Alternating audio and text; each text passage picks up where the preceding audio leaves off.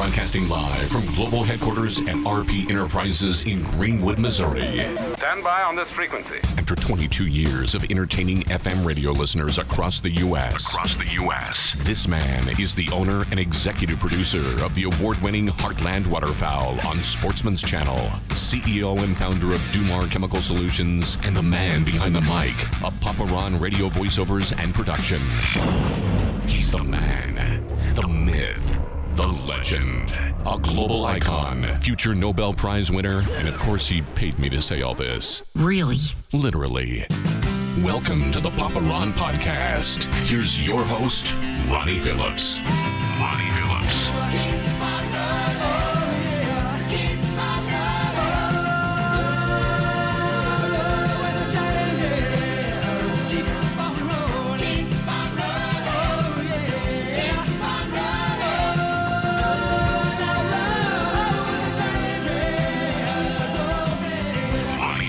And new host, Jillian Gregg. Welcome. Episode 19 of the Papa Ron Podcast, the first episode where Jillian is officially a co-host. I guess I need to work on the imaging. It's fine. Been a little busy, Jill. I'm sorry. Got the contract signed. Yes. Huge salary, benefits, the whole thing. So, super proud. You got to go somewhere else for the insurance. Yeah.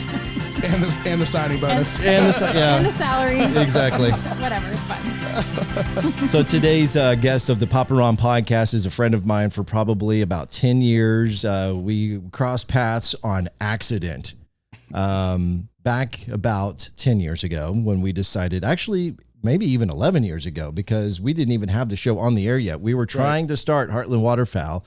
And Logan and I decided we were going to go to North Dakota to hunt with our buddy Nate Flynn, who's got his own hunting lodge called Central Dakota Lodge. And we get up there probably about 4 o'clock in the morning. Y'all drove all night. We drove all night. And as soon as we get there, I'm thinking, I cannot wait to get there and go to sleep. Nope, that's not the plan. We're going to get there. We're immediately going to change and go to the field, which was cold and windy, and I was not prepared. And this guy happened to be our guide for that particular hunt. Welcome to episode 19 of the Papa Ron Podcast, my buddy Joe Palumbo. Yay! Thank you. It means a lot. Never thought I'd be here. Thank you. Never thought that was going to happen. You would have told me. We talked about doing it. Hey. It's a little tough to do when you now reside in Midland, Texas. So I was going to ask, am I the furthest traveling guest that you've had? I mean, I drove 780 miles today to be here for this. How many hours is that? It was 11 and a half. To me, 11 and a half. Ew. Don't let him fool you. This is not why. Solely. Partly. What? So why are you really here? I'm headed, speak of the lodge and Nate and Central Dakota Lodge. That's where I'm headed. I'm going to be up there for the next 6 weeks guiding duck hunts and pheasant hunts in North Dakota. So I always come through Kansas City, hang out, spend the night, see some friends. I just had a dinner at Logan and Haley's. Shout out Haley for some what'd she make? Bomb ass veggie soup, dude. Veggie soup. Yeah. I was thinking she would probably do the What? chicken spaghetti. No. Well, we get that plenty. Yes. She switched it up, but I just love to come and stop and hang out here, get a good night's rest, and I'll get up early in the morning, and I should be at the lodge 4:30. Time for a cold beer. Yeah. So. It is a pretty good little halfway point between here and where you're going. It's perfect. So back to the story, which I've only briefed Jill a little bit on our background and how we met. So a lot of this is going to be foreign to her and new. Good. So if you have any questions, feel free to jump in to get some clarity. Got it. Because there might be stuff that I just take for granted. So we are, trying to start this show. I'm trying to remember if I was even working at the radio station then. I think you were still. I think you were, I think I was. Because I think I remember after meeting you for the first time, I think I downloaded the Q104 app. Literally, I'm not kidding. Just so I could who is this guy? Those wheels were in motion when the other wheels were kind of oh yeah, slowing down. Those wheels were definitely in motion. Yeah. Behind the scenes when I should have been working for the radio station. Because you were selling hats and stuff too. Oh yeah. At the bar, right? Yeah. Yes. Yeah. Can we tell that story? Yeah. Go ahead. Can we tell the story about Yeah. PBR Big Sky? Oh, sure. Well, wait a minute. We're getting a little. Wait. Which story? Wait. We're Yeah, getting way ahead of ourselves. let's get a little. We're getting a little ahead of Putting the ourselves. horse before the cart here. We'll get to the PBR. Okay. But that is a funny story. So we go to North Dakota. I'm still working for the radio station. I think I go on a couple days vacation, and we extend it over a weekend so that I can go up there, and we're trying to film a pilot episodes that we can then give to the network to basically get the thumbs up to Sure. have a TV show. Sure. Hopefully. And we get up there, and Joe is our guide, and Joe, full of personality, was kind of a jerk the first morning. Do you remember that morning? Very distinctly. Like literally like it was yesterday. Because like you guys showed up. I was like, We're dragging ass First tired. of all, can we cuss on this podcast? Because like Sure. If you feel like you need to, go for it. I remember literally like walking out of my room, and I see you guys like you just pulled up. You're unloading this big trailer and truck, and I'm like, all right, you guys need to get your shit changed because we're headed to the field right now. And you're like, where are we going? I was like, we're going 45 minutes north of here. Are you coming or not? Yeah. Yeah. I'm like, this was our first introduction to Joe. and like, but you gotta realize like I'd already been guiding like 25, 30 days at this point. And I'm like, and- You're in your home stretch. right. Of, And like, it's ready to be done. Last thing I want to do is like babysit some TV guys, and I'm not. It's literally how I felt. Like I don't.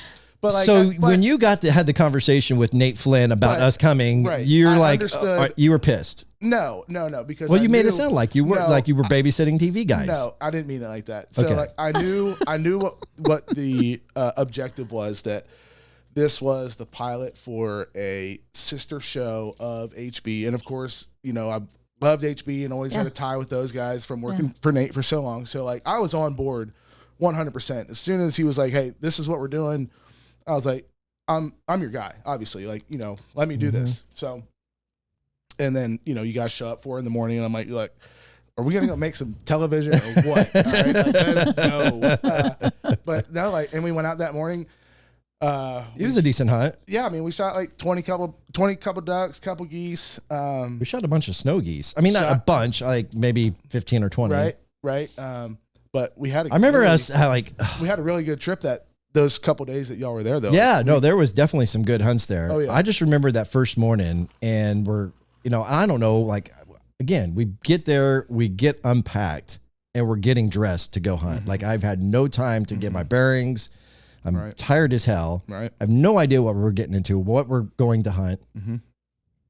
And Jill, what you may or may not understand is I'm not the biggest fan of snow goose hunting. Okay. Okay. So because it requires a lot of extra work. Okay. It's a high risk, high reward game. Okay. You can shoot more of them. Okay. When they do it right, they're fun to shoot, but oftentimes they don't do it right. They don't do it right. Right. So when I get there and I'm thinking we're coming to North Dakota to the prairie pothole region to shoot ducks, and Joe pulls out these white decoys. Yeah, pull out some snow goose decoys. And I'm like, what in the hell are these? And you're like, come on, man, we got to get these. We got to get them set up. And I'm like, Because we were running late. yes, yes. Right. Right. And so I'm thinking we're going on a duck hunt. What is it? We're going to put out 8 to 12 dozen decoys. No, now I understand. We got to put all these To get the Texas rags out, as I like And to how call cold them. was it? Because that's all I can think about. It was I mean, cold. it was cold. that It was probably I remember. 20s. It was like Ew. 20 Ew. something. You remember what I was wearing? Yeah, I do remember. what I was So wearing? he's wearing just a hoodie.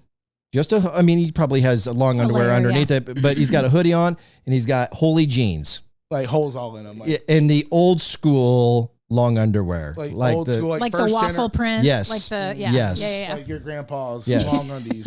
Yeah. Like the grandpa in Willy Wonka, right? Exactly. Yes, exactly. He's got hoopty earrings. And he's got Really? he's got a ring. lip ring. He had and I'm like, man, we really got some hood rat who's guiding us here on this hunt.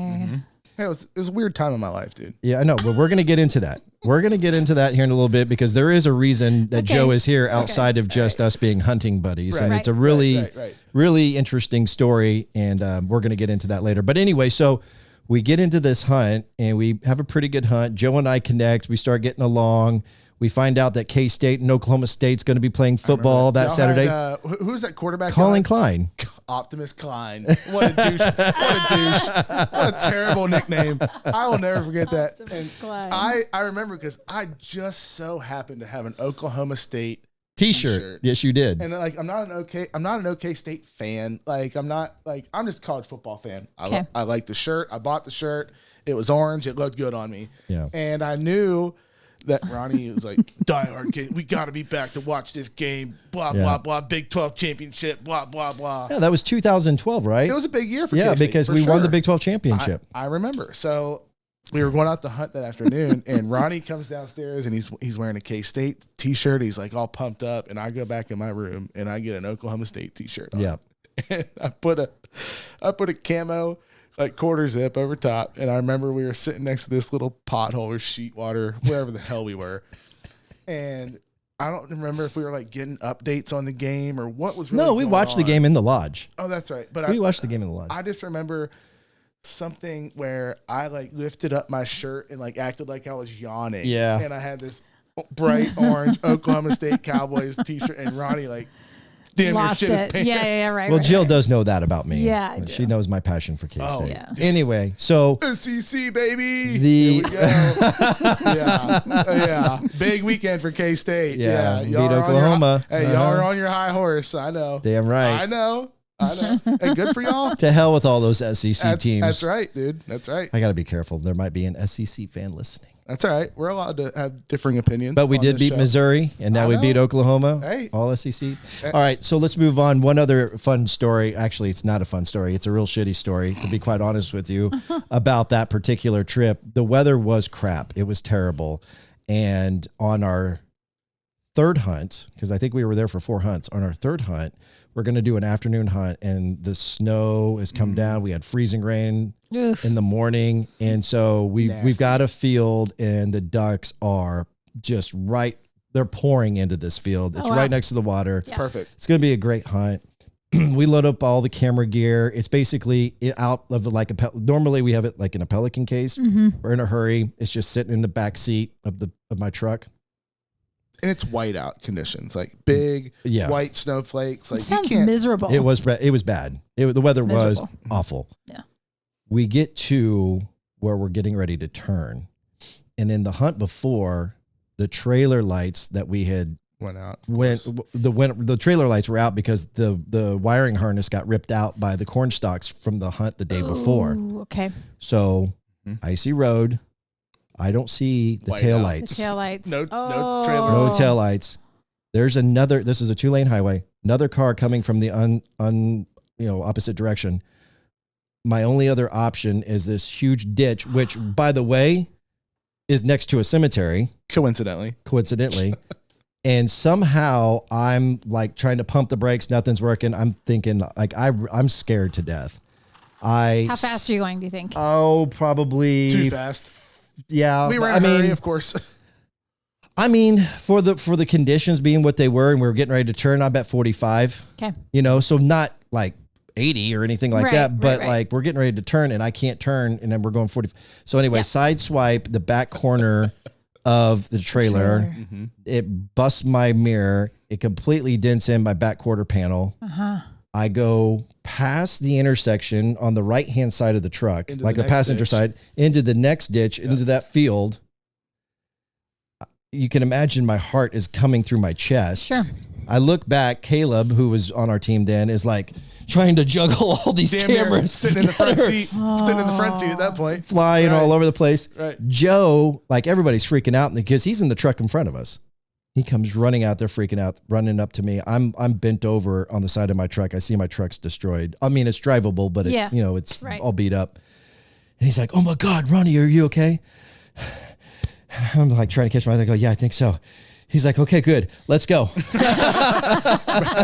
We got to get these ducks. Right. And we did. We did. And we did. We smoked them. It was an Oh epic my hunt. gosh. It was one that we talk about to this day. We It did. was Actually, 11 we years talked ago. about it in a episode, which is a kind of a podcast of Heartland Waterfowl called Behind the Blind, where And Jill, but this was 10 years ago, so you probably don't remember this, but you remember when Jared Neiman played Hot Country Thursday nights, and it was my last night. It was my last night of being employed at Q104. And this was kind of like my going out deal. Yeah. And we played, I announced on stage what I was doing and why I was leaving. And we played the trailer.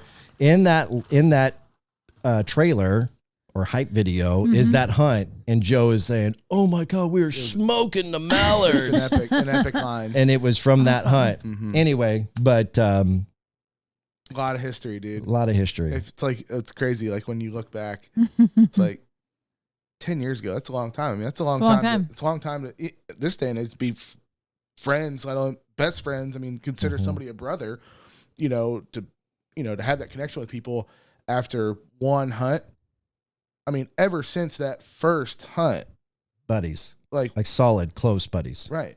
Ever since that first hunt, which actually transitions me to the next part of the story.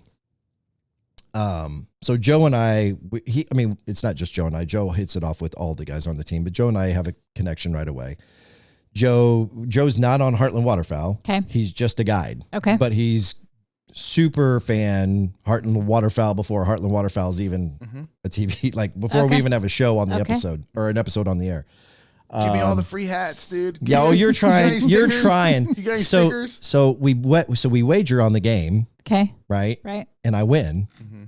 So, but now he wants all this free stuff, and I'm like, right. No, you got to pay. You got to pay this. So he's like, I just paid you like $40 or whatever it was that we bet on the game, and I'm like, I don't care. This show's nothing yet. You're gonna pay. So he buys a couple hats, a couple shirts from the back of my truck. And then you're coming. I'm trying to remember how you ended up in Kansas City and at PBR. So that kind of goes into what we'll talk about here in a minute. But that same season that I met y'all, was the same year that I met Dave, who I'm partnered with in Midland. Okay, so tell the story. So Dave Simon is a big oil guy in West Texas who was his. So he was a client of mine in North Dakota. Same kind of deal. We hit it off immediately. First hunt, I could tell me and this guy got along. Right. Sure. And he had offered me, he says to me when he's leaving to go to the airport, he goes, hey man, I could really use somebody like you working for me in Midland. And, when you're in a hunting camp, everybody says shit like that. Yeah. Hey, anytime you're in South Louisiana, you come by my duck club, just knock on the door. I'll give you the gate code. Just let me know when you're coming. Okay. Right. Yeah. And you never hear from him again. Right. This dude calls me 2 weeks later and he's like, hey, you coming or what? Right. And I was like, okay. Yeah. Give me 3 days to get my affairs in order here and I'll be on my way. Because let me ask maybe a dumb question. So doing the hunting guide, is it really just 6 weeks of the year? No. So when I go to North Dakota to guide up there, that we only run 6 weeks up there. Okay. Right? But what I learned after moving to Texas is hunting season is year round. I mean, you can hunt 365 days a year if you really want to. Okay. Right. But what I go to North Dakota for is a specific time in the migration to where a lot of the waterfowl that are coming through the Central and Mississippi Flyway, they come right through there, and it's just the peak time to be there. Okay, right. Makes sense. It's like, think of Deadliest Catch. Right. Have you seen that? Yeah. Okay. But with ducks, those guys are only catching crab certain seasons, right? And they go up, they cash in, make a bunch of money in a short period of time. Even if the weather's super bad. Exactly. Right. Yeah. Every day, you got to get up and go. You got to put your bibs on, get out there, and go to work, no matter what. Got it. So, in doing that. For a lot of years now, this will be my 16th year guiding hunts in North Dakota. I've been doing it since I graduated high school. Okay. So anyway, fast forward to what we're talking about. This gentleman comes up and we head it off, and he, says, "Hey, I could use somebody like you working for me." And he sure as shit, he calls me 2 weeks later, and that weekend when I came through here, that was when I was leaving Bismarck to go to Midland for the first time. But I crashed on Nate Flynn's couch for a couple days. And because I was still kind of unsure. Yeah. I was like, all right, well, I'm going to drive. So you took your time. I'm going to drive to Kansas City. I'm going to hang out at Nate's house for a couple days and, Make sure you're not making like a right, but Hangs out with decision. Ronnie at PBR for a night or two. that's always a good call. So like this is like before like Ronnie and I are like still like really We good just friends. met. Yeah, Like, right. we just met like 3 weeks That's prior. what I was to going to this. say. It's in the same 6-week window. Right. Yeah, got So I'm like, hey man, I'm in town. What's going on? You know, where's the party at tonight? And he's like, dude, Hot Country Nights, come down.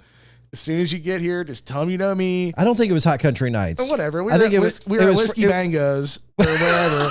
And I walk in literally. Whiskey hey, Bangos. Hey. Okay, first of all, it was PBR. PBR whatever. Big Sky. Yeah. We went to Well, they're right next to each other, aren't they? No, Whiskey Tango's in like Green Valley.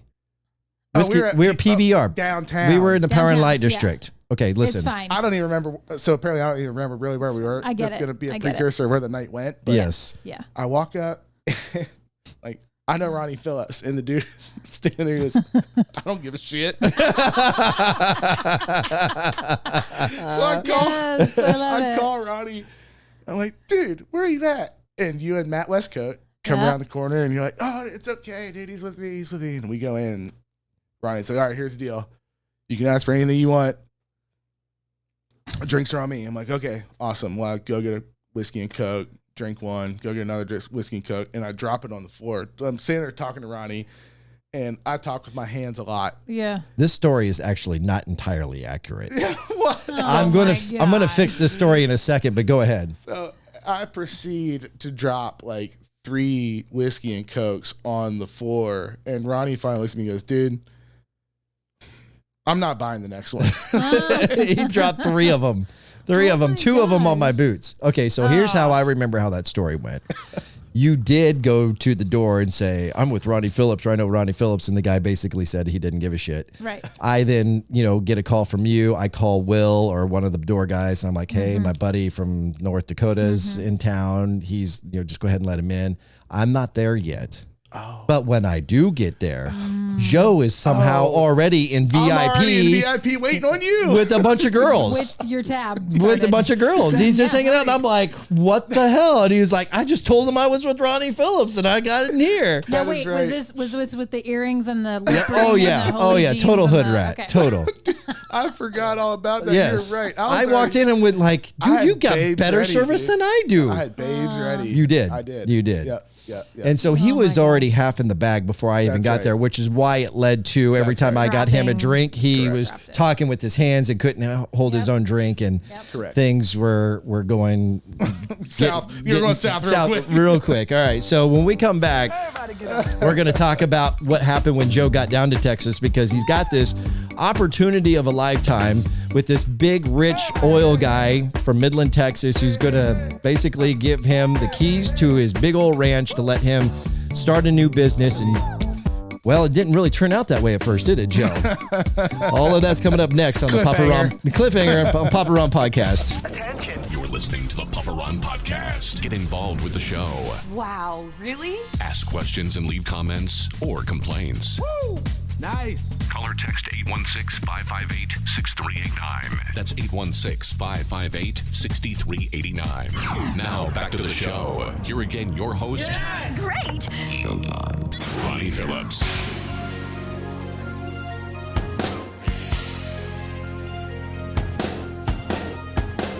I'm not real sure why I even play that little imaging element that talks about the phone number, because I haven't been promoting the upcoming podcast in a while.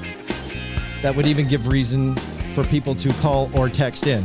So maybe I'll start doing a better job at that, because Jillian is now on board as the official host I'll be with your myself. text line person. That's or right. whatever. Let's get some people in on that text line. We'll find out. Well, I tell you what, I think I can tease this, because it's not officially confirmed, but it's as confirmed as you can be without confirming it. Rodney Hammer, the owner or founder and president of what used to be called Restoration House, now called Rehope, Yeah. who's been on this show, was in episode 2 with me and Sean Luchtel, is coming back. Okay. He's going to come back next week. He said he's available either Tuesday or Wednesday Great. night, Joe. So Perfect. be looking at your schedule. Perfect. Excuse me. Pencil that in.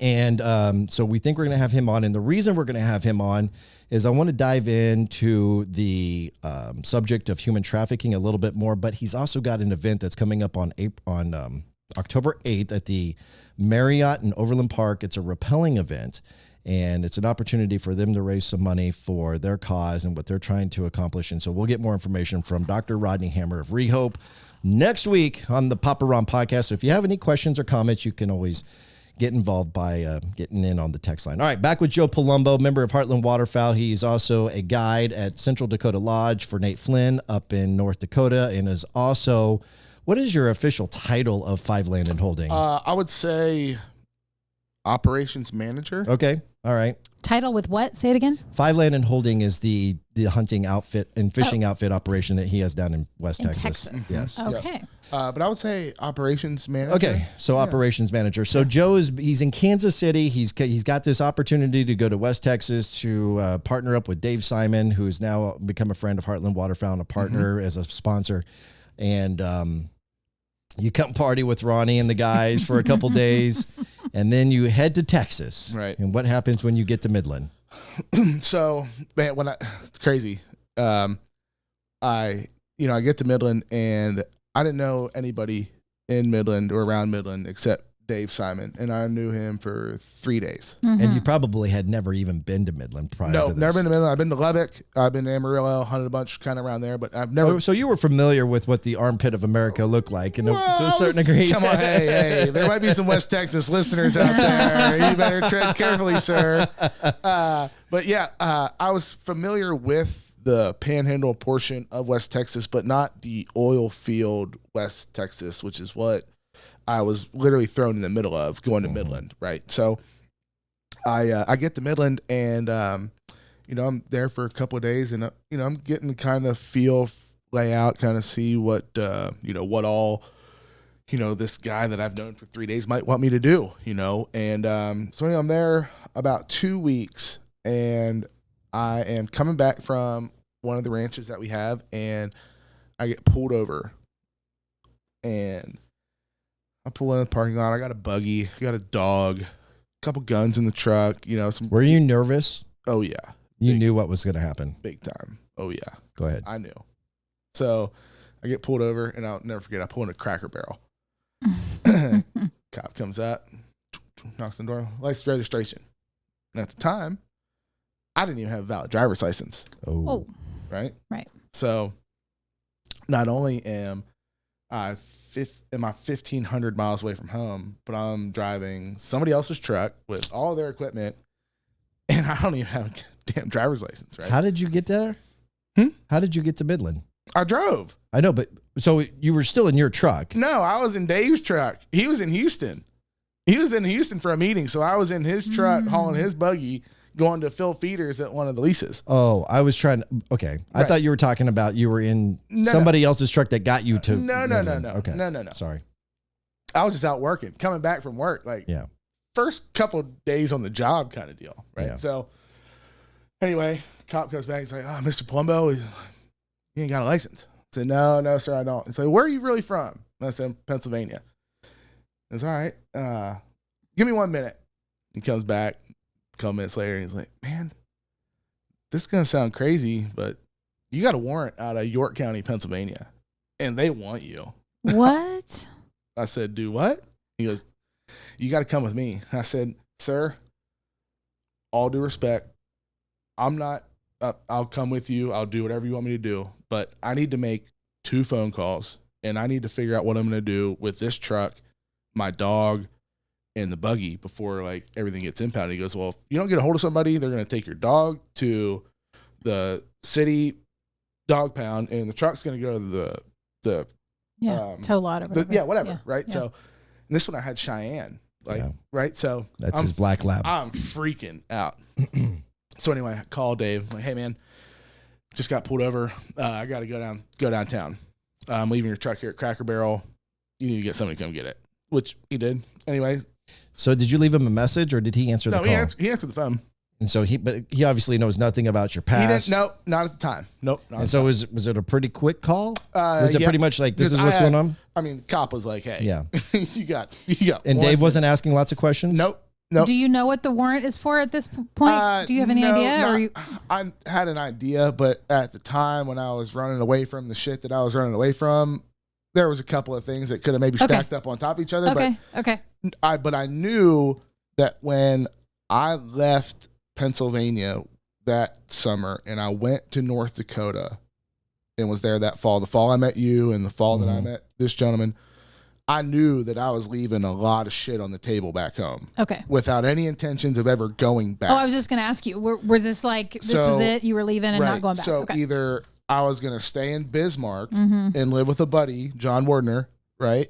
And I was either going to tough it out there or wait for another opportunity. Right. And opportunity knocked. Right. So I went. So get to Midland County Jail. And for those that don't know, Midland's like 2 hours north of the Mexico border. Like it's a border town. Okay. Definitely the minority when I walked in. Yeah, I was going to say, now you know what it feels like to be a minority. 100%. So I'm still very confused. I'm like, hey, what's going on? They're like, well, you've got a warrant that is extraditable out of York County, Pennsylvania, and they want you. And at the time, I was like, what? I've seen Con Air, so I know what extradition is, right? But I'm no bullshit. I was expecting a 747 with John Malkovich and Nick Cage to show up, and I'm flying home on that thing, right? Not the case. Okay. Not quite. Okay. So I spent. So what I didn't know about extradition was that if you're in another state, the state that wants you, they have 14 days to come get you. If you lapse on that 14 days, Midland, they would have cut me loose and I would have went home, right? So I'm counting down the days, right? I'm sitting there and, So wait, you're in jail or you're not in jail? Oh, I was in jail. Oh, I was in general population. So you're going to be at least up to 2 weeks in jail? For sure. Okay. Yes. And Can I ask you something real quick? General population. And how long are you in Midland before they come to get you? Because I'm curious if Dave comes to visit you. Okay, go ahead. He didn't come to visit, but backstory to that is his brother Jaron, who he tried to come bail me out, and they're like, his bail set at like $1,500, and Jaron pays the bail, and he's like, okay, well, do I wait here for him? They're like, oh no, he's not going anywhere. That's just the bail he had for the ticket for getting pulled over in Midland. Like, he ain't going nowhere. So Jaron eats $1,500, which, as soon as I got back after the stint I did, he made me pay him back, obviously. But so anyway, sure. Right. So I am sitting in Midland County Jail for like 10 days at this point. And I'm getting really good at spades. I'm getting really good at dominoes. And I'm really like thinking, it's like, maybe they're not going to come get me, right? The 13th day. No. Lucky 13. The 13th day. I'll never forget, they call my name, Palumbo, bag and baggage, which means get your shit, come up front, you're going home. Yeah. I was gathering up all my stuff. See you fellas, I'm going home. I get out front, there's two big old dudes waiting there with handcuffs, and I'm talking shackles, like death row, like wrist shackled to your ankles that are shackled by a chain. What? What the heck did you do? It doesn't matter. It doesn't matter. No. Okay. If you're getting extradited, that's how you're rolling. Okay.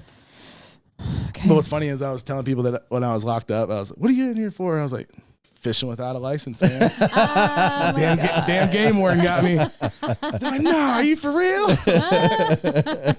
Better buy your license. It takes part of my life. Ain't messing around. So anyway, I'm like, okay, what next?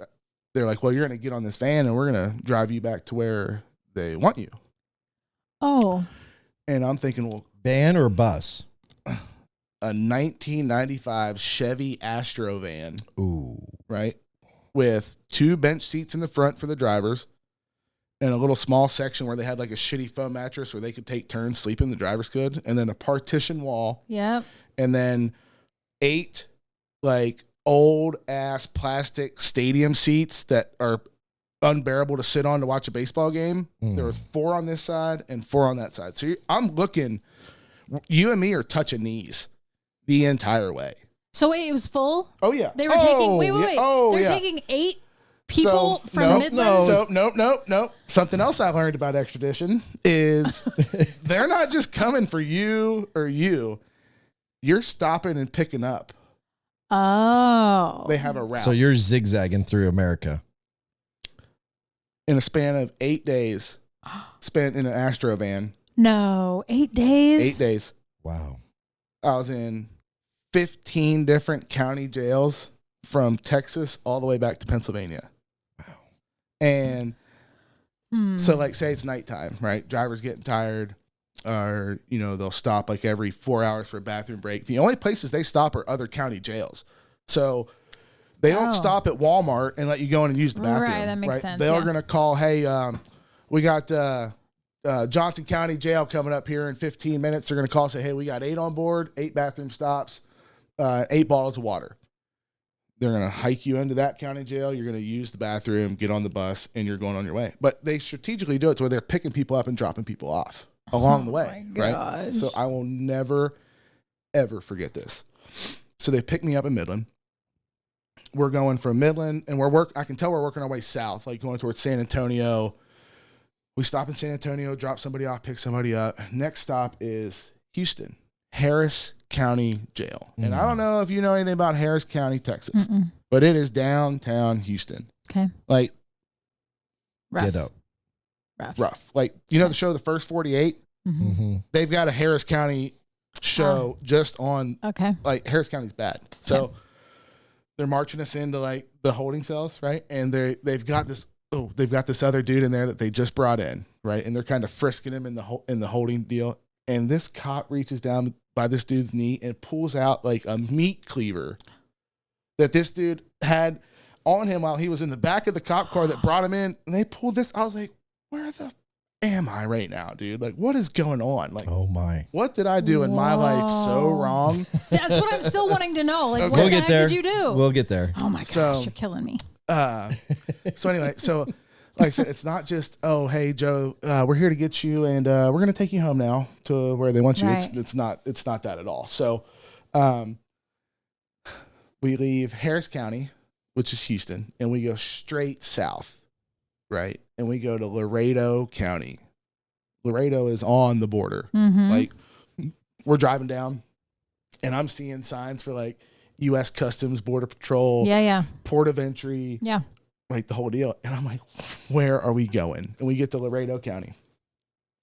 Looks like a castle. Big wrought iron gate.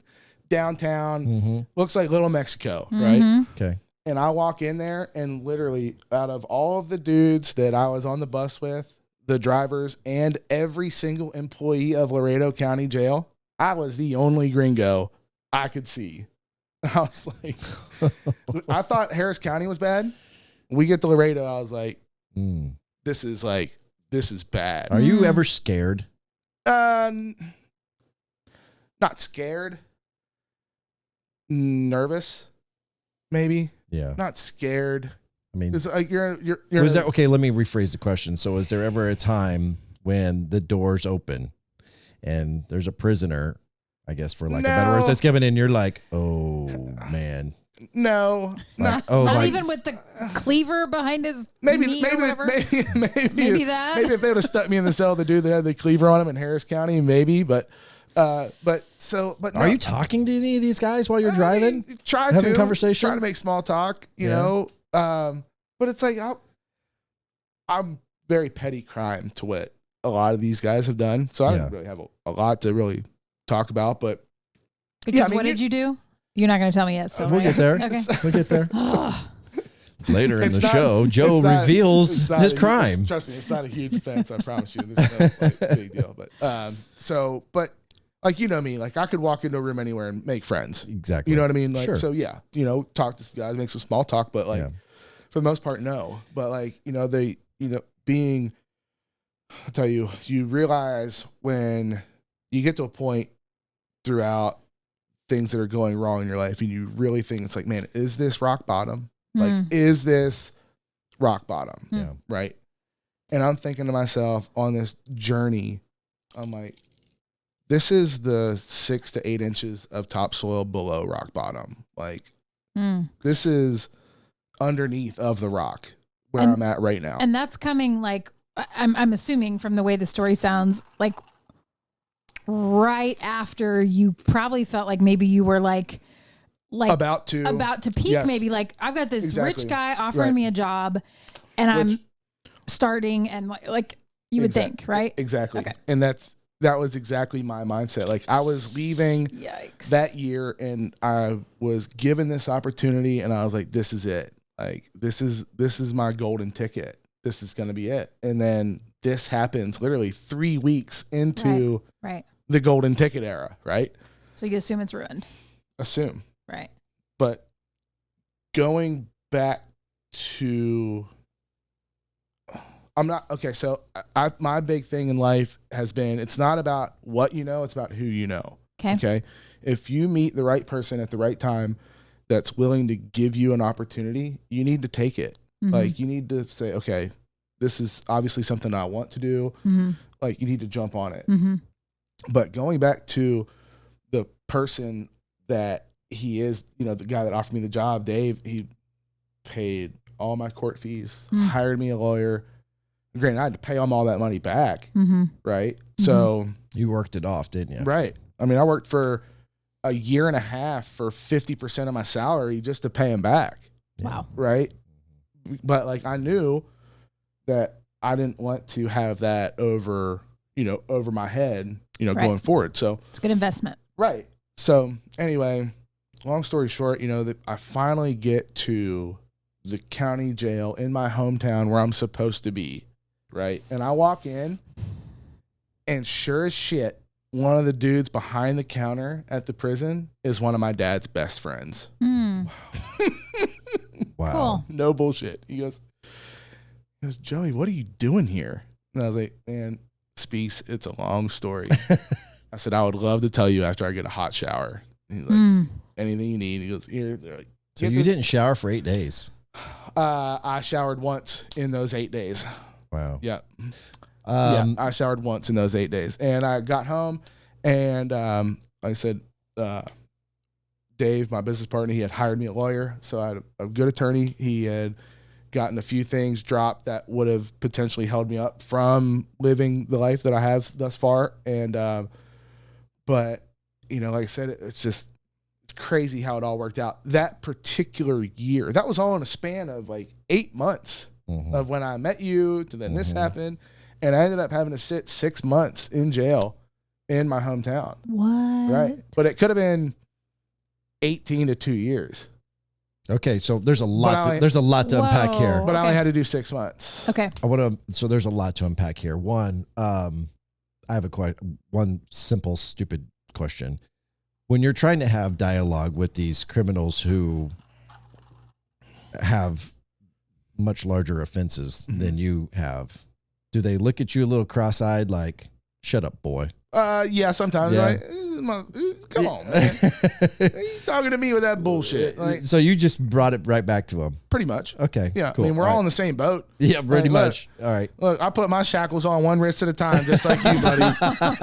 You are no better than me at this point. You know what I'm saying? Like, for real. Yeah. We've all had one shower. Right. Seriously. Like. Yeah. Okay, so but I mean, just me being the kind of person that I am. I mean, like I said, I can walk into a room and talk to anybody. Yeah. So of course, I'll try to be relatable. And some guy, I met a dude who was from a town not too far from where I grew up, and he was like, I was like, man, I'm going Cumberland County. He's like, man, I'm going Lancaster. I was like, we're neighbors, dude. But yeah, man, it was a long, crazy, time of my life. Like, it was the longest 8 days I've ever experienced, for sure. I saw a lot of crazy shit, smelled a lot of really bad smells, ate some terrible food. But man, you know what they say, what doesn't kill you only makes you stronger. Yep. Exactly. That's the bottom line. So I want to definitely get to what actually happened. We need to get to that. Please. I have a story about during that 6 months where Joe goes MIA. But my question, I guess, the next in chronological order, I think, is why in the world did Dave, after you only being in Midland for a couple days, go out on a limb for you to buy a lawyer, to do all of these things to help save you, I guess, when you really only knew him from 4 or 5 days of hunting in North Dakota? For sure. Have you guys ever had that conversation? I mean, was there something? No, not necessarily. How do you not have that conversation? Not necessarily. You don't ever go back and say, like, why did you, Dave? Why did you do this for me? I mean, I know. I mean, I think I know. I think he saw something in me those first couple days. First of all, I do know that he is a man of faith. Right, for sure. Right. 100%. And I think he saw this as a opportunity to really give somebody a helping hand that truly might need it. Now, whether it pays off or it bites him in the ass, that's still yet to be determined. But obviously, at this point, I think how many years has it been? It's been 10 years, dude. Yeah. That was the same That's year. right. That's right. Right. You know, Dumb question. So, but no, we just kind of have that. And does he ever understanding. bring it up? So what's in the past is in the past. Mm-hmm. Surely he said something about like you do 6 months and then you're back. Right. So now you're back. What does he say? So I'll never forget this either. I get back to Midland. So the day I get out of jail, he literally bought me a plane ticket. He's like, "You're on the next flight back to Midland." So my dad came and picked me up, and shout out to my dad. He came and visited me every week when I was in jail. Really? SRP. SRP, Sam Palumbo. Love him. He showed every week. I wish you could meet Sam. He showed up every week to see me. So anyway, so Dave and my dad had been talking. He's like, hey, he told my dad, he's like, look, I already booked Joe a ticket. We got his release date. Go pick his ass up, take him straight to the airport, fly him right back to Midland. And I did. I flew right back to Midland that day. Like I wasn't out of jail 2 hours, and I was on a plane. Wow. Back to Midland.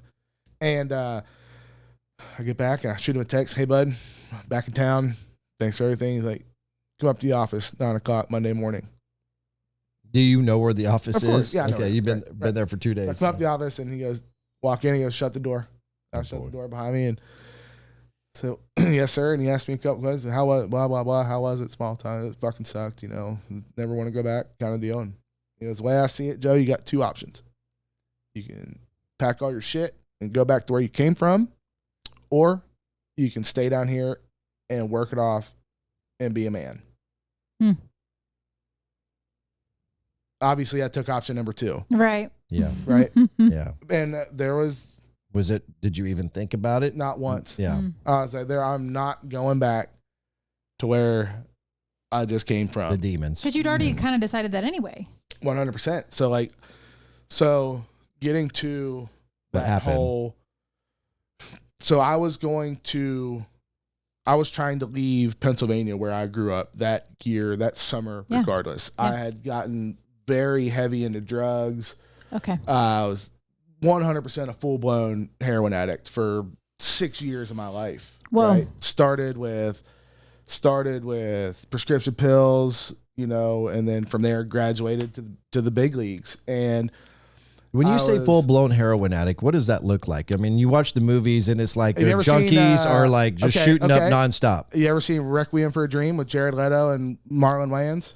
I can't remember if I've seen that. I've never seen that. Well, we should cue that up, but you should watch that movie, and Okay. that'll explain 6 years of Joe's life. But Okay. yeah, a really big turning point for me was had my head buried in a bathroom in a Motel 6 because I was puking so bad because I was going through such terrible heroin withdrawals, like sticking needles in the same holes in your arms. Like, how did you even get on it? Snowball effect, dude. You start small and you work your way up. Okay, so tell me what happened. You're always chasing the next high. Like whenever you're in full blown addiction mode, right? It's all about how can I get higher? And it's like you start with, swallowing a pill, and then it's snorting a pill, and then it's like, well, let me see if I can boil this down and shoot it up. And then it's like, well, let me see if this other stuff tastes as good as this. And come to find out it tastes even better. And it's like, holy shit. And next thing you know, you're standing in South Philly with $3,000 in your pocket, trying to buy as much heroin as you can to go back home. $3,000. Right? Like, been there, dude. Like, I used to go to some rough neighborhoods, right? So anyway, I'm living this kind of lifestyle for at least 5 years. Okay. Right? I've burnt every bridge I've crossed. This is why you don't want to go back home to begin with? Well, this is why I was leaving Yeah. that summer. But were you clean? No, not at No. the point. No, that's what I was running away from. Right. Okay. There had to have been a moment when you were Big like, time. I got to get out of this. 100%. So we'll never forget. Literally living in a Motel 6 night to night, right? Trying to come up, and I didn't have 2 nickels to rub together, but I'm trying to come up with a way to pay this lady another $45 to let me sleep in her shitty hotel one more night, right? Yeah. So I'm laying in a shitty ass bathroom in a Motel 6, literally with my head in the toilet, because I can't come up with a way to get $10 to go score, right? And I call John Wardner. So John Wardner is another hunting guide at the time. Really good from friend of mine Central from North Dakota Dakota. Lodge. He lives in Bismarck. Right. Good friend of ours too. But he had a relationship with John because they were hunting guides together at CDL, or maybe even somewhere else before CDL. Previous. So Okay. I knew that I had to get away and go far away, right? Because I'd gotten in some legal trouble. Like I'd got caught with possession, but not like go to federal prison, like drug traffic, like just got popped with some weed and a couple pills. Like, and that's what all my warrants had stemmed from, because when I was going through all of this, I didn't ever go to court. I didn't show up to see my POs. I had all these different warrants. I was just running away from all of it. Right. Didn't give a shit. So fast forward to the summer of 2012, right? This 10 years ago. And I'm laying in this motel and I'm thinking, what the hell am I going to do? Like, this is, like I said, this is rock bottom before I got on the extradition bus deal. But anyway, so I called John Wardner and I said, hey man, I need somewhere to go. And he literally didn't even ask a question. He goes, come to my house. Man, I wish you could know John Wardner. Just a freaking salt of the earth. Literally, I hang up the phone with him, and my next phone call was to my dad. And I said, Dad, and he's like, yeah, what's going on? And I tell him, I like come clean, and it's all, of course. So he knows nothing. Oh no, he knew. He knew. You know, he'd kicked me out of his house. Like he knew. You know, but I was like, hey, I just got off the phone with John. I need $250. He goes, for what? I said, I need a one-way ticket to Bismarck. He goes, okay. When are we leaving? Those are exact. When are we leaving? Right. Like, you know what I mean? Like, so did he go with you, or he took me to the airport? Gotcha. You know, he's like, when are we leaving? Right. Okay. So, because he knows John. Right. From hunting. Yeah. Anyway, so, said, hey, I need money for a flight. So my dad got on that night, booked me a flight from Philly to Bismarck. And he's like, where are you? And I said, I'm at the Motel 6 on the Carlisle Pike. And anybody that knows from where I'm from knows exactly where that is. But so I'm at the Motel 6 on the Carlisle Pike. He goes, I'll be there 5 o'clock in the morning, because I had like a 10 a.m. flight out of Philly, so 2-hour drive. I'll be there at 5 a.m. No bullshit. Shows up 5 a.m. and I, like that night, of course, I'm thinking, oh my God, there's no way I'm doing this. I need to call my dad back. I'm not leaving. I'm not leaving. Right. I ain't leaving. Panic sets in. Leaving. Yeah. Right. So he shows up and like, are you coming? I said, yeah, I'm coming. And I had one. Did you get one more high? I had one bag of heroin left that I didn't use that night, because what I had that night was either going to be enough to kill me or not. Right. And it didn't. So got up that next morning. My dad picks me up. We drive to Philly. He drops me off. And before I walk through security, I go to the bathroom and I shoot up one more time. Throw my needle in the trash can. And that was literally the last time I've ever done hard drugs, was that day. Wow. Yeah. July 24th, 2012. So you're high on heroin on the entire flight to Bismarck. Mm-hmm. So I get to Bismarck. John picks me up. Lived in his basement for like 10 days. Went through some of the most horrible withdrawal you could ever go through. I was like literally living on NyQuil. And he knows the whole story. Like, okay. Did you do that all on your own, or did you go to like a? No, I'm not a very huge believer in rehab unless you do it the right way. Okay. So, the way I feel about that is if you're going to do rehab and you're all in and you're like, okay, I'm done. I'm all in. You got to go and you got to never come back.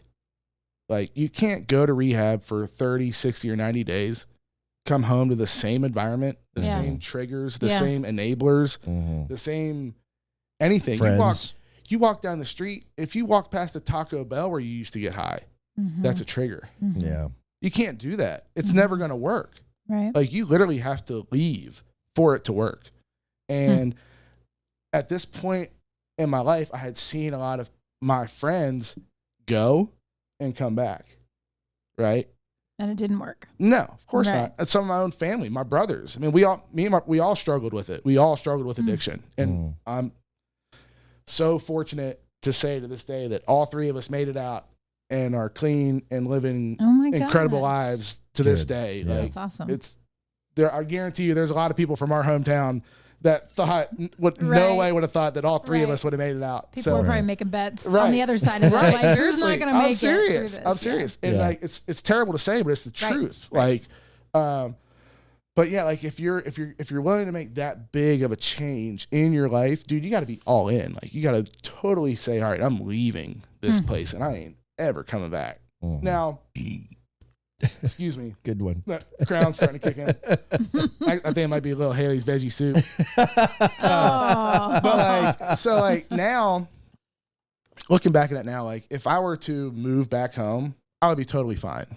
Like I am a decade later, you'd completely different person than I even was. You've been back. You've been back to visit weddings and whatnot. Heck, you got married back there, didn't you? Right. Yeah. So it's not like, oh no, I can't ever go back to my hometown. Right. But shout out Bowling Springs, Pennsylvania, home of the Bubblers. Shout out. So, but that's where all of this had stemmed from. And all of this was in a 1 year span of where it's like, okay, I'm going to change my life, whether it's on my own or with a little bit of influence from others. And it just so happened that the time that I was deciding to do this for myself was the same year I met y'all. Yeah.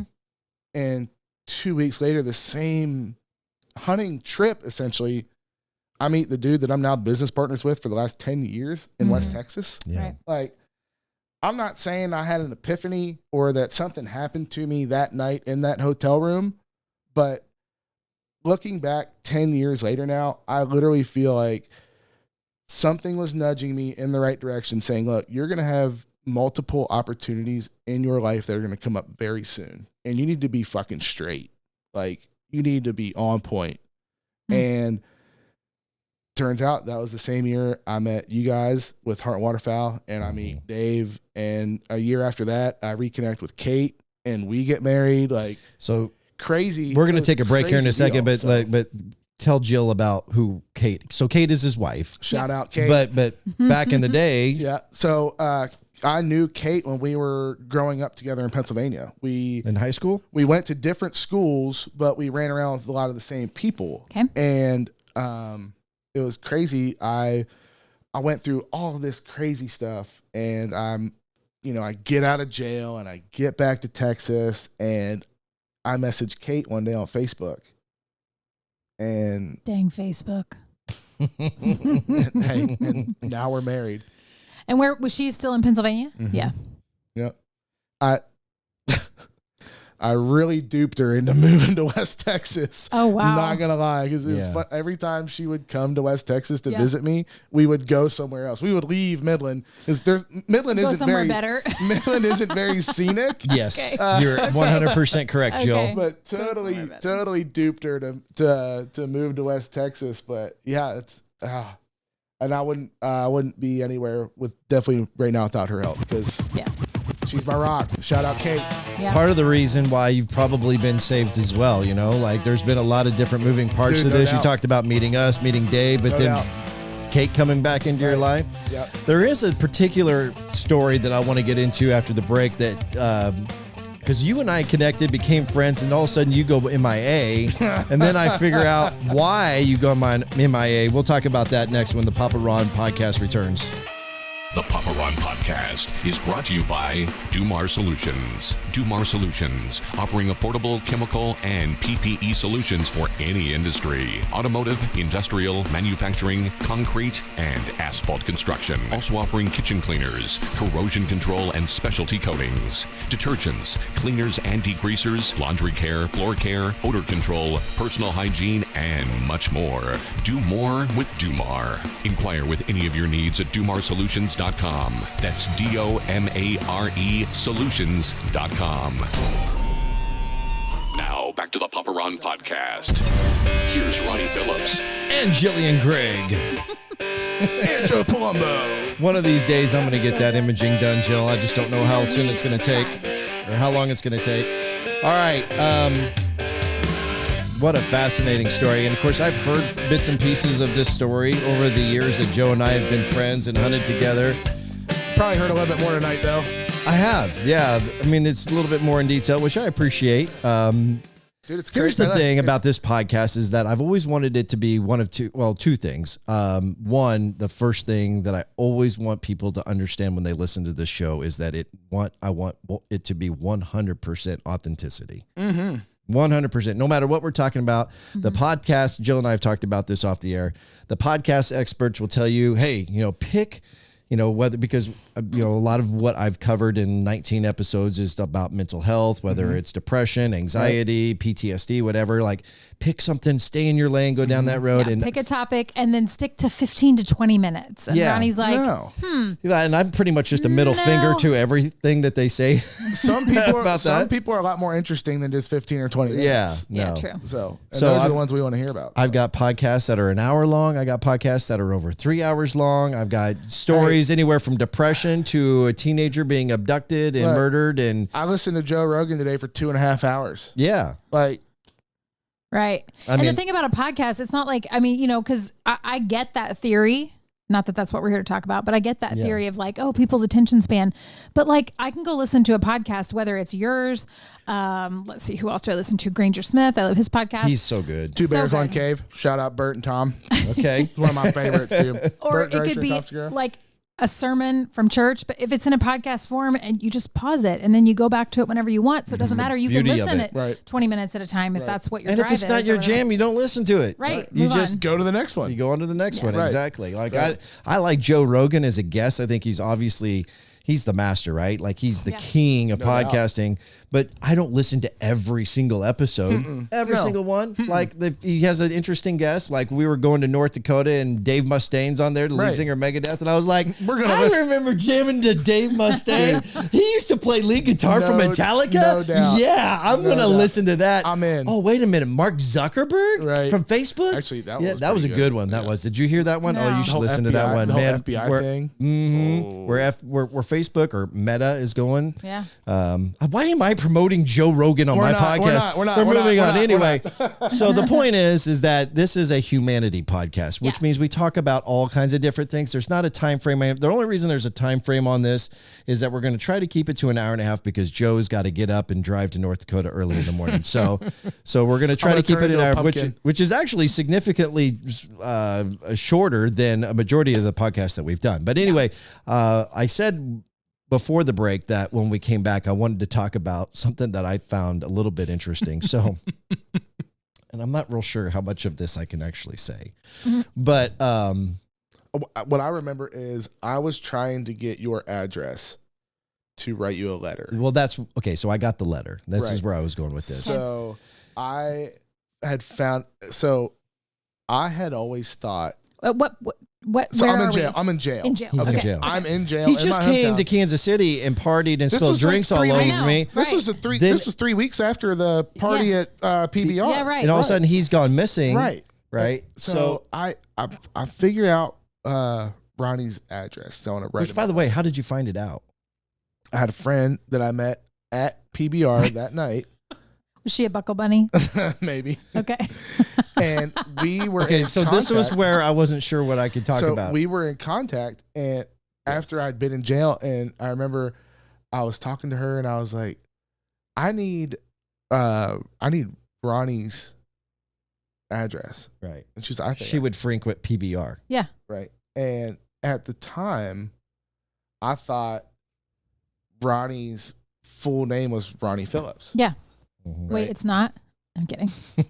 So anyway, I find out, I get his address, and it said. Did she ask me at PBR for the address? Because I don't think I remember getting that question. If you remember, I wrote your name as Philip Althouse. Oh, that's right. I forgot about that. Rachel's maiden name. So you get a piece of mail that has Philip Althouse. Hey, Yeah, coming from the Pennsylvania Corrections Facility that's stamped on the envelope, and I'm like, but you don't even know he's in jail. No. Because he's just gone. No. as a matter of fact, Did I'm you even pissed. almost open? Did you almost? I'm Did you think about? no, not opening it? I didn't have any concern with opening it. I was really like, There's no anthrax in it or anything.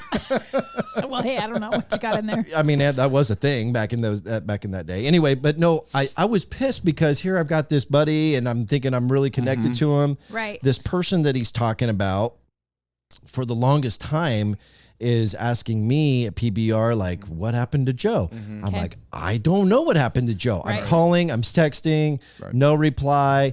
I'm asking Nate Flynn. Nobody knew. Nobody I'm asking, knew. like, Joe falls off the face of the earth. Literally. All of a sudden, I don't know, 6, 8, 10 weeks later, a letter shows up to my house in Green Valley, Yeah. and it's to Ronnie Althouse with a stamp on the envelope from the Pennsylvania Corrections Facility. And I'm Two like, completely wrong names, might I add. yeah. But I'm seeing this stamp, and I'm not putting two and two. And I'm like, why am I getting a letter from the corrections facility? With my Right. wife's last name With on my it. wife's maiden name. Yeah. So then I open it up, and I know I have that letter around here somewhere. I don't know why I didn't think about pulling that, because boy, that would be fun to read right now. Boy, that would be fun to read. Anyway, Maybe not.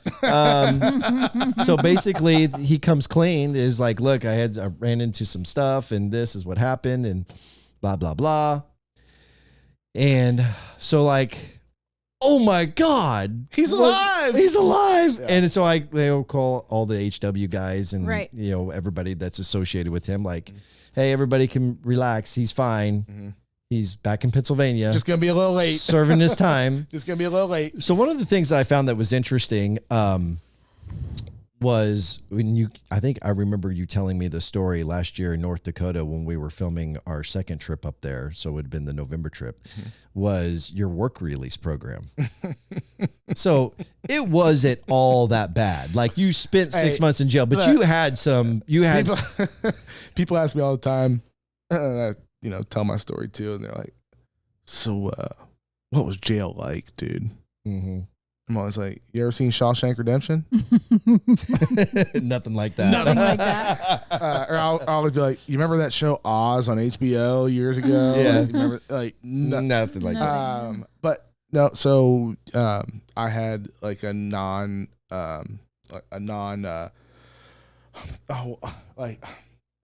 what's the technical term? Like, I wasn't trying to like hurt anybody, like, with my offense. Like, I didn't have any, like, no, like, aggravated assault, no, it was just like Non-violent. thank you. Okay. I had non-violent charges. Okay. And Which, by the way, did we ever get to what it actually was? just petty drug charges and Okay. never showing up to court. Okay. It all I knew it had something to do with not going to Snowballed court. from that piled yes. up. Yeah. I mean, when you get a bench warrant, that means you got to show up, dude. They're going to bring you. And then I had like 15 of them. So anyway, but I had non-violent charges, and they were all misdemeanors. So I was eligible for a work release program, and which means you get to be in a separate block. You get to wear street clothes. I'm not in an orange jumpsuit 24/7 anymore. You get contact visits, not to be confused with conjugal visits. Totally different thing, which I also found out the hard way. So you tried, huh? my. Okay. But I was on a work release program. So every day or 4 days a week, I would go to work at a restaurant, and I would wash dishes or I would bust tables. You were a bartender. No, I thought you said you. No. I thought you were a bartender. No, Oh, or okay. a barkeep, a back bar, maybe some nights. Maybe, I thought you were bartending for a little bit. I was like, how in the world did they let I'm you back do there that? like Tom Cruising, Yes. like doing cocktail. You're the hippie shake. No, but I'll tell you what the perks were of it is I got to eat bomb ass food every night. I didn't have to go back and eat jail food. Right. So, but yeah, like, don't get me wrong. I'm never going back, and I hope to never ever do anything in my life to what would require me to ever go back to jail, because it was by far the worst thing I've ever gone through.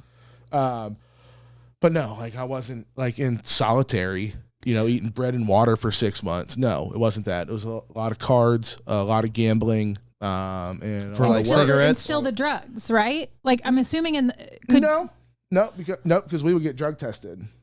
Okay, so I'm confused then. If you were in jail and you weren't doing drugs, you weren't shooting up. No, because at this point I'd already been clean like 8 months. Oh, okay. That's I right. thought you were coming clean with Dave. No, I was already clean. He went to Bismarck and got clean. Right. That's where you were having the withdrawals in Bismarck. So Yep. you're clean in jail. Oh yeah. Oh, okay. yeah. I was a little bit confused. No. This was 8 I'm with you months. now. This is 10 months after the fact. So how are you gambling in jail? Soups. Cigarettes? No tobacco. No any kind of. You have the main currency is food or commissary items, right? So every week you would get your mom or your dad or a family relative to put money on your books, that like money on your account where you can order commissary. Okay. Right? You can order food, and it hell of a list. I mean, if you wanted a freaking iPod, you could buy one. It's going to cost you a bunch, but you could, if you could afford it, you could have some nice amenities in jail. Okay. But food is the main currency. Okay. Ramen noodles, cup of noodles, those little tuna helper packets. Cheese Whiz was a big one. Oh, Cheese Whiz with some crackers. Hey, you throw 2 Cheese Whizzes down, you're all in. think I'm playing. You can do a lot of things with some Cheese Whiz. Okay. I ain't playing. But no, like so, and like, look, don't get me wrong. I am very. I did a lot of shady things, and like I said, I burned a lot of bridges, and I've been still mending fences to this day of relationships that I've screwed up 10, 12 years ago, but I tell people all the time, I'm sorry for a lot of the things that I did, but I don't necessarily regret any of it, because all of that shit has made me into who I am today. 100%. And has made me genuinely appreciate everything that I have to this day. I don't take anything for granted anymore. So the cliche question of like, if you had it to do over again, like my daughter just asked me this today, if you could live your life from birth all the way up to how old you are now, would you do it again? And she didn't mean like to do, she doesn't really think like I have anything to live over or like Charlie over. or Everly's asking Everly, this. yeah, she's 9. So she's probably just thinking like, you could be a kid. Cause she goes, you could be a kid again. Right. And I was like, I don't think so. And she's like, I would. And she's 9. She just wants to, I would change everything. No, but it wasn't about it was just doing it again. It was, she thought she could like go back if she could go back and do it again just for fun, just for the fun of it. So no, like you I wouldn't. Said, I've been in a lot of very precarious circumstances, but no, I wouldn't change any of it. I wouldn't change where I came from or the things that I've gone through, because I literally, genuinely, I feel like all of those things have made me into who I am today, the personality that I have today, the jokes that I can make today, and the stories that I can tell today. Right. And some of them might be able to help people. Like, I want people to know that, look, no matter how deep you think you are, you can always climb out. 100%. It's like positive mental attitude is huge for me. Like, I wake up every day and I try my best to feel good every single day, because like I said, I've been to rock bottom. I've been under rock bottom. I know every day when I wake up, it could be a whole hell of a lot worse today. Like, because you can take as many hot showers every day as you want at this point. No, you don't have to get one in 8 days. No shit. Right. And that's no bullshit. Like, but just the fact of waking up every day and knowing, like, look, I have conquered huge things in my life. Right. A lot of things that, maybe a lot of people haven't been able to conquer. And don't get me wrong, addiction is real. I 100% believe that. But the whole thing that it's like hereditary, or you can't get over it, or you can't get out of it. I was just going to ask you that, because you said your brothers, like all of you. So do you think it's... I mean, my mom was in and out of rehab. But you don't think it's hereditary? No. Okay. I don't know what I think about that, so I think you are a product of your own environment. That's what all the time. That's what I think it is. If you're surrounded by addicts, you're going to be an addict. If you're surrounded by positive people, you're going to be positive. If you're surrounded by, I don't know what a good mediocrity. If you're going to be a mediocre person. Exactly. Like if you surround yourself with positive people, positive thinking people, you're going to be positive every single day. And that's what I've done the last 10 years. I've literally surrounded myself with positive, go-getting attitude kind of people. Like if you're not going to wake up and do your job today, then somebody else is. So you got to get up and go to work every single day. But just waking up and feeling that way every day, it's like, hey, you know, and I'm up today. I got a lot of shit to do, but it could be worse. Like driving up here today, get a blowout on the trailer, be on 430. Did you really? On 435, sitting in Overland Park, 5 o'clock rush hour traffic, sitting there changing a tire. But you know what? It sure could be worse. You know where I could be? Sitting in county jail, baby.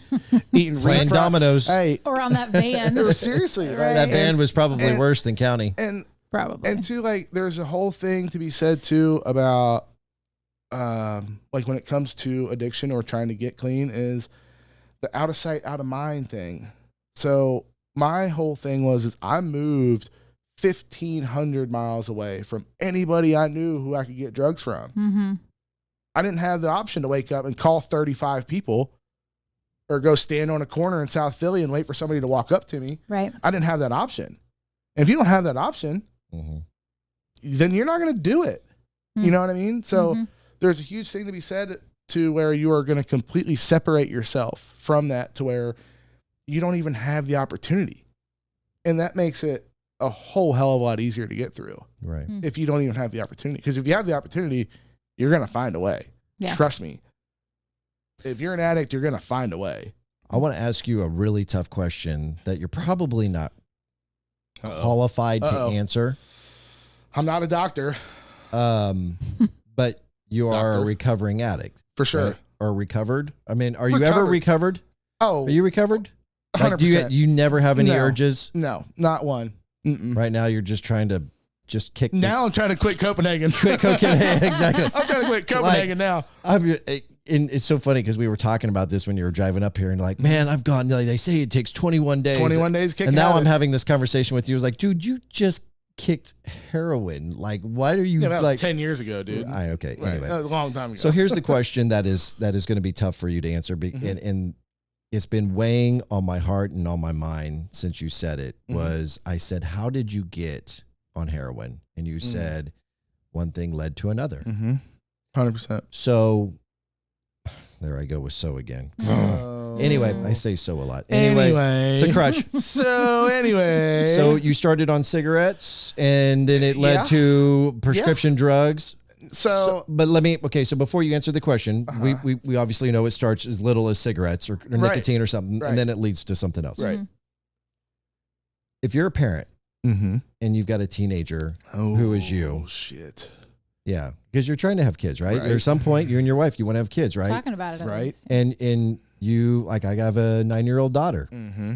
All right. So like, I pray that that she doesn't have to go through the struggle that you went through. I do too. Yeah. But what do you do if you're a parent to, I mean, you love your dad. He's your brother. Like your dad is like a brother to you. That's how close you are. You talk to him every day, if not multiple times a day. But so I know how close you are. There was a lot of years where it wasn't that way though. So I guess what I'm trying to say is, as I'm, a fairly young parent, if that makes sense, or fairly young dad, not a young person by any means, but young dad. Older than me, by the way. My kids are older, but Hey, I just want to be like, what do you say? Like, what would you say to a parent who's got a kid who's going through that, one, and two, what would you say to the person who's playing around with cigarettes, playing around with, pharmaceuticals, and your story obviously showing that one thing led to another. What would you say to both of those parties? I would.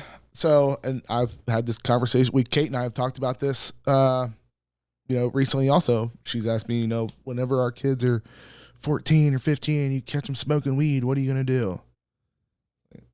Ask them where they got it. I don't know. But what I think it would be, I think the best way to handle it is to be transparent, be upfront, try to educate your kids, let them know that, hey, some things are okay to an extent. There are there's other avenues to take other than going down this road. And if you educate them and if you talk to them about it and let them know up front, rather than Joe Schmo who's just trying to take advantage of them or sell it to them, if you do it first and tell them, hey, look, you're going to have these opportunities come up in your life where people are going to try to peer pressure you into this, or they're going to offer this to you, or they're going to try to sell it to you or whatever. And they're going to act like they like you or, but I think, and I can't say how I would do it as a parent because I'm not a parent yet, but what I think I would do is I would try to be transparent to them and tell them to an extent some of what I've gone through, some of, what can go really bad, but obviously not the whole story, right? But just educate them to where it's like, hey, yeah, I know about this shit. I don't want anything to do with that. That's like, terrible. I don't want to go down that road whatsoever. But, there are things that are out there that, you can still do and you can still have a good time and, you can still try to experiment. There's nothing wrong with that, in my opinion. Like, I think that, kids should smoke cigarettes and try beer and drink before they get to college, at least, because that's where the bad stuff tends to happen. That's where girls do get taken advantage of, or at college parties where it's like, this girl ain't never drank before in her life. Let's get her super drunk tonight. What do you hear about on the news tomorrow? Oh, some 18-year-old girl got whatever, But that's not what I thought you were going to say. But if you educate your kids and tell them, like, look, here's how this can go, and here's also how it can go. And look, I don't think it's any big secret that I like to smoke a little bud every once in a while, but, I can sit at home at the end of the night, take 2 tokes of weed, and be just fine. Not even think about, I need to go out and score, anything like that. Like, there are other avenues you can take other than going down a long, depressing, dark road of addiction. Wouldn't you say that marijuana, or at least, and I'm asking this because I know the answer because we've had the conversation prior, but in your mind, marijuana has been kind of your medicine through 100%. Everything that you've been through. 100%. Yeah, I would have never. So there's all kinds of, drugs that people will try to push on you, like at rehab facilities while you're trying to get clean.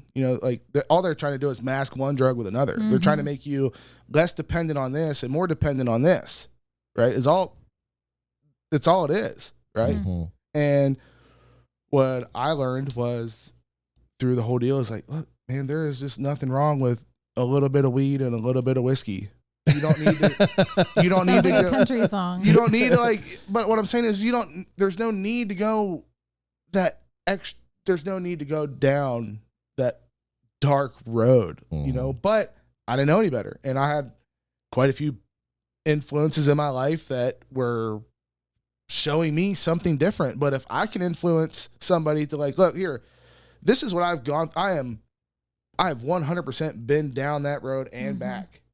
Right. You don't want to do that. Like, influence can go both ways.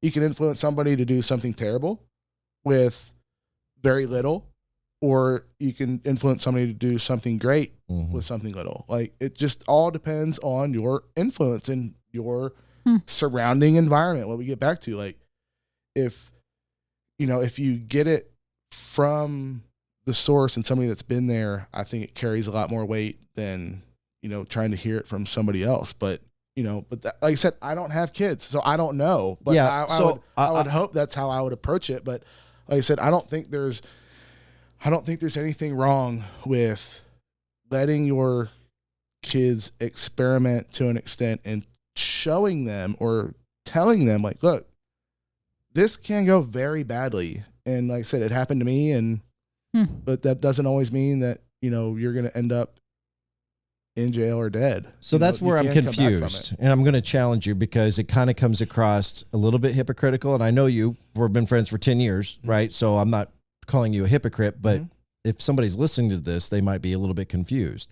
You said that the reason you got addicted to heroin is because one thing led to another. Right. But now you're basically saying to anybody who's a parent, who's got a kid, who's a teenager, said, go experiment and try it out. So like you would give them a list of like, this is okay to try. So like you said, smoking, and then you mentioned weed. So you're saying, okay, smoking, chew, right? Copenhagen, weed, Right. Vaping, alcohol, and everything else is off limits. Well, no. Okay. No, I'm not. Like, I wouldn't say. Look, I wouldn't come out and say, look, there's anything is off limits or not. Like, but if you educate them to where it's like, look, if you do this, this is going to go very, very badly. Mm-hmm. Okay. Very badly. But I mean, I don't know too many people that have ever OD'd on some weed, ever in the history of weed. Right. But I can name 1,000 people that have OD'd on heroin or cocaine. So you don't consider weed was a step for you? It wasn't a. No. It wasn't a. You got a buzz smoking a cigarette, and then you got a buzz off Copenhagen, and then you got high on weed, and you're like, what's better? No. Okay. So my and I should have clarified. I didn't start smoking weed one day and I was like, oh shit, I want to try heroin. That wasn't it. That wasn't it at all. Right. You said pills. Right. So yeah. I would smoke weed in high school, whatever. But what happened is got hurt, got prescribed some Percocets. Yeah. Ate every single one of them in 2 days. And then my buddy got hurt. He got the same ones. It's like, let me get some of them. Yeah. And it's like, oh, well, Johnny got hurt. Johnny, what'd you get? Oh, I got some Vikes. Let me get some of them. And it's like, that's how it all started. It started from being prescribed. Yes. It's not like, oh, man, I just smoked a joint. Man, now I really want to go shoot up. No, that is not it. And I should have clarified that. It wasn't like. Were you smoking cigarettes then? Oh, yeah, dude. So, yeah. Do you think, and again, I'm just asking as a young dad, smoking cigarettes wasn't the one thing that led to another thing? No, but what I would say is that if you are a parent and your kid plays sports or does anything and they get hurt and your doctor prescribes them anything other than Motrin 800, flush that shit down the toilet. Okay. Because that's where it starts. It starts at home in the medicine cabinet. Okay. Right. Or if you have it yourself. Right. Because if a kid gets curious, I mean, because all a kid has to do, and I'm not saying like blaming you now, but I'm saying if a kid hears this podcast and goes, oh, wait, I saw the name of that in my cabinet. No.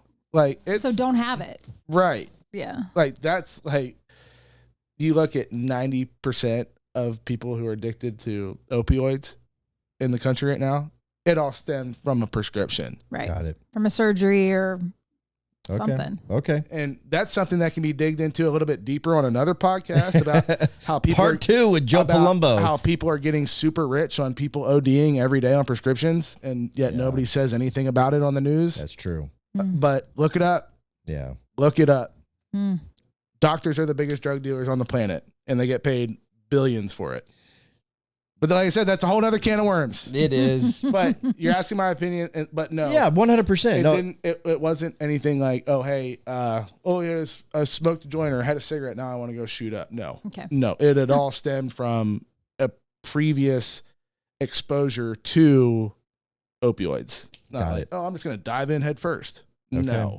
No, dude. But I do still very much agree or on board with you need to be transparent and try to teach your kids and, give them good information, not just, oh, here you are exposed to the wolves, because the wolves are on every corner, even in this neighborhood. Oh, yeah. And I think you both know that. Doesn't matter where you come from or what your background is. Drugs and addiction don't give a shit. It's not even drugs. It's not even drugs. Well, right. That concerns me. Like I was talking about with this with my parents. Like, I grew up in a small town of 3,300 people. Okay. And we could get on our bike with a tackle box in one hand and a fishing pole in the other and ride our bike. That's how I was. 3 miles to the nearest watering hole that was to go fishing. Hey. Let alone how dangerous it is to be riding your bike like that. Okay. Now I'm worried about if my daughter goes, and we live in I think, a pretty safe bougie. neighborhood. It's bougie. Did you see that giant skeleton? That was pretty cool. It's so Halloween cool. decoration, folks. It's Halloween decoration. Yeah, right. So, but anyway, like I'm a little concerned just Mm-hmm. because you start talking about human trafficking and all the crazy Yeah. junk that's out there in the world. Like, man, you know, yeah. So everywhere. you talk about evil around every corner. Like it. Yep. We It's the don't. truth. We as parents have much more challenges today than our parents and our grandparents did. Hey, I literally just had this conversation with Logan and Haley at their house Really. because we were talking about kids, and Yeah. they're like, "What about you and Kate?" And I was like, "Yeah, we're really Close. close to." Well, I'm knocking. okay. Hey, I'm knocking on the back door, if you know what I mean. But we were literally just talking about this because they got 2 little girls, and it's like, man, it's everywhere. It doesn't matter what neighborhood you're from or what city you live in or what state you are. It's everywhere. It doesn't matter. Yeah. It doesn't matter. But I just hope that people, I don't know, like I said, we all have differing opinions, and what I know is what I've been through and what I've gone through. And like I said, that's how I think that I would approach it with my kids whenever they're at that age. It's not, I'm not going to be like, "Oh, here, Johnny, I got Dad rolled up a half a joint tonight. You want to smoke it?" No, I'm not going to do that. Right. But like if I catch him with a porno under the mattress and a half a joint next to the nightstand, then I'm going to know right where he was, because I was there one day. I was 14, 15, 16 years old, looking at porno mags and smoking joints too. Like, and I can relate to that and tell him, like, look, some things are okay and some things aren't. But if you touch that thing long enough, you're going to go blind. That's what my mom always said. But you know what I mean, though, dude. I mean, I have readers now. I just said that. My parents listen to this podcast. Perfect. Hey man, look, it's not easy for anybody to get. So it's easier for some than others, and I know it's probably easier for you than others, but it's still not easy to open up your book and be vulnerable and share all of your skeletons. And not only did you do it, you did it very articulately. Well, and like I said, I don't think it's anything to be ashamed of. I went through a horrible period in my life, came out on the other side, and I've totally... You're doing good, dude. I don't want to say blossomed into a cute little flower, but I came out clean on the other side. You do smoke weed. You got that hippie. You got that hippie flower going. Hey, little devil's lettuce. Come on, but dude, like I said, there's no looking back at this point. You just to be able to say that I overcame something like that, to where, like I said, I still know people in my hometown that are still struggling. Really? Still. Did they lean on you? Did they reach out to you? No. You didn't have that relationship. No. Yeah. But still, it's like, man, but just. Well, now you can just send them the link to the podcast. For sure. And I want people to know, it doesn't have to be that way. You don't have to get sucked in. There's always a way out. You just got to want to do it for yourself. And like I said, a little bit of willpower and a little bit of positive mental attitude goes a long way. You got to be committed to change, right. And you got to understand the concept of being a product of your environment. For sure. And that's what you did. You were sick and tired of being sick and tired. 100%. And luckily you knew a guy. Mm-hmm. I mean, think about, some people don't know people outside of their hometown. I know. Luckily you had been cultured a little bit through the hunting industry and being a guy that you knew people outside of the other states. Right. And no disrespect to the great state of North Dakota, but if you're going to get away, that's the place to go. Go to North Dakota to where it's prairie pothole region, baby. And so kudos to John Wardner. Of course, I know John as well, and he's just salt of the earth. Kudos to Dave Simon for everything that he's done to bring you out, and kudos to you, dude. Your better half. Kudos to you to being my friend through all the thick and thin. Well, man, I love you, buddy. Mr. Althouse. I think still. She said right? it. Yeah, exactly. I guess we'll end on this because we're at 1:33, an hour and 33 minutes. So at what point did you have aspirations of being on Heartland Waterfowl? Was it the minute we showed up there and you kind of became friends? Because I'll tell you, it was before that. So that to be on Heartland Waterfowl, or just to be on TV in general? Well, a little bit of both. Okay, so like growing up and waterfowl hunting my whole life, I'd been on a couple of TV shows with Dad. Like we did a deal for like I don't know if it was DUTV or I don't know, one of the shows back in the day. But like I knew from a young age that like, look, I want to be a hunting guide. Like I want to be Wade Bourne on Ducks Unlimited, or I want to be one of these guys. Rest right? in peace, Wade. Right, exactly. So, but after being at the lodge with Nate and meeting all the HB guys, you know, Mike, Sean, Skylar, and everybody, you know, have spent some time at deer camp up at Nate's place with them. Yep.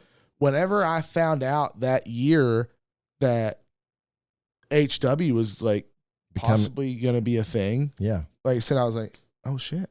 Oh, this could be cool. Like, and then, like I said, Nate had said that y'all were going to come to the lodge, and I was like, hey, look, I'll do it, you know, but I literally knew like that year, whenever Nate had said about y'all coming and doing the pilot, I was like, dude, this is something that I want to be a part of, genuinely want to be a part of, because I liked everything that HB was doing, but I like to bow hunt, I like to deer hunt, but I'm not HB. I'm not gonna say I'm not HB material, because I probably could be,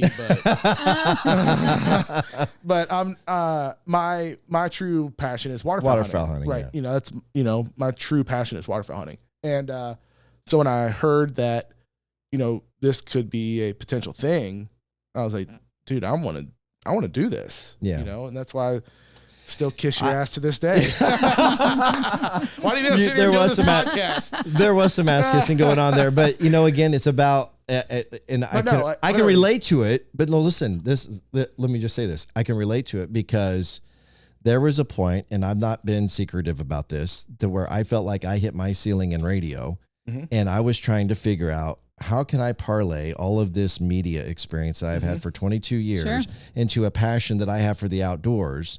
And it just so happens that my wife's family has a relationship for years with the Hunsuckers, who, by the way, Mike Hunsucker is part owner of Heartland Bow Hunter.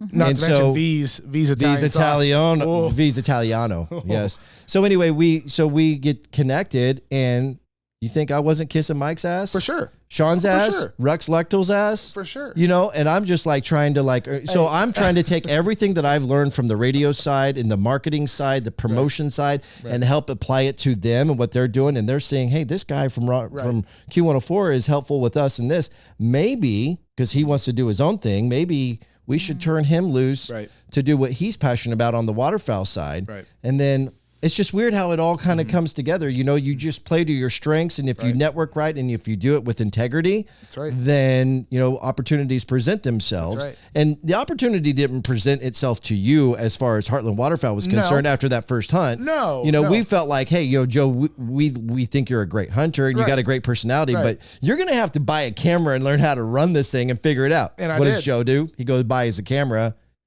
Yep. And because that's the prerequisite. You know, you can't be on the show if you don't know how to run a camera. Right. Got it. Yep. So I went out, got a camera, bought freaking $1,500 in lenses, and I was like, actually, you bought a lens from me. I did. You bought my old 24-70 Sigma. And I had to learn about what aperture was and shutter speed and all this ISO bullshit.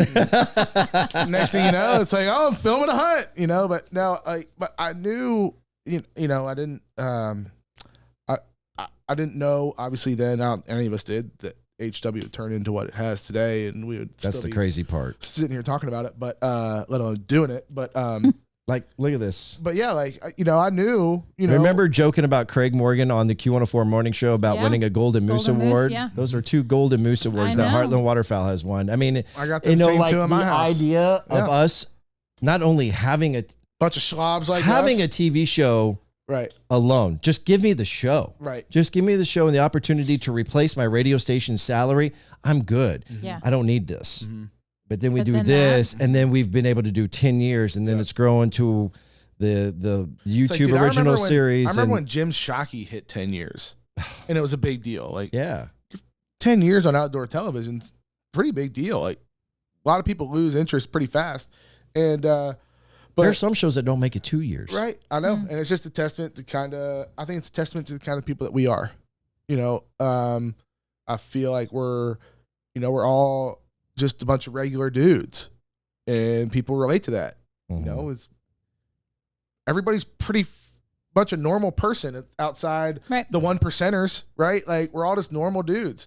And I think that's what we try to portray and authentic, right? Come off as authentic and genuine. And, but no, dude, to look back at the first time we hunted together and all of the shit that we've been through since then, and the fact that we're still doing it, we're still friends, and everybody else. And we still look forward to doing it. Like some people get sick of hanging out with those same people or whatever, and they move on. Hey, I can't. November 1st, I'm going to see you again. Yes, you will. I can't wait. And every August, we always say, man, can't wait. We know early Jillian, season. Are you coming?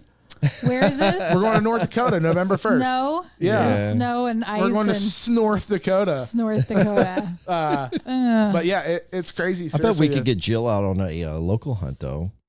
Oh, there you go. In our own backyard right here. Never, let me think. Wait. I've never been hunting. You know how that would chap. Not even like a dove hunt or something? No.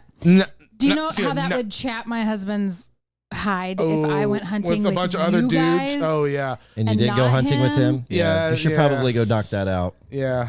Shout out Jill's husband. Or should I invite Matt to come hunting and then you come along? Right. And then you're like, well, she has to come. And then have Hudson come. It's a Matt and Jill. Maybe have Hudson come. He actually and wants to hunt in Texas. My son. Didn't me and Matt talked about this, right? Because he wants to go hog hunting. Hi, I'm Joe. Nice to meet you, Joe. I did, but I told you guys on the phone because this is who you were telling Joe Palumbo, Matt about? Okay. That where I crane hunt with. Yep. Now that your opinion is totally skewered. So Ronnie was hooking us up with a heroin addict. Right. This is Thanks, a great Ronnie. idea for our 13-year-old. Thank you, Ronnie. Yeah. But no. Anyway, That's awesome. Joe, I love you, bro. Love you too, man. I'm proud of you for what you've been able to accomplish. And I'm grateful to have you a part of this team. It's crazy. No. I mean, you said it best when you said not many people can overcome that. For sure. And like I said, I'm grateful that everything that, HW has done for me and you have done for me, and I'm grateful to be here sitting in your freaking basement doing a podcast, dude. Like, isn't it cool? Like, seriously, million years. Headphones on that give you a headache. I know. That's why I don't have Can them I take on. these things off yet? Are you sick of them? Out of here? We're done. Come on, I gotta go to the bathroom. I'll see you guys go later. Take a leak. All right, that's going to do it. Episode 19. Don't go too far because now you're going to screw up my camera here. I know. Joe Palumbo from Heartland Waterfowl and Five Land and Holding. Again, thanks to Rick Hunter, Rich Donovan, and of course the guys at Marathon Media Management. That's episode 19 of the Papa Ron Podcast. You've been listening to the Papa Ron Podcast. MHD.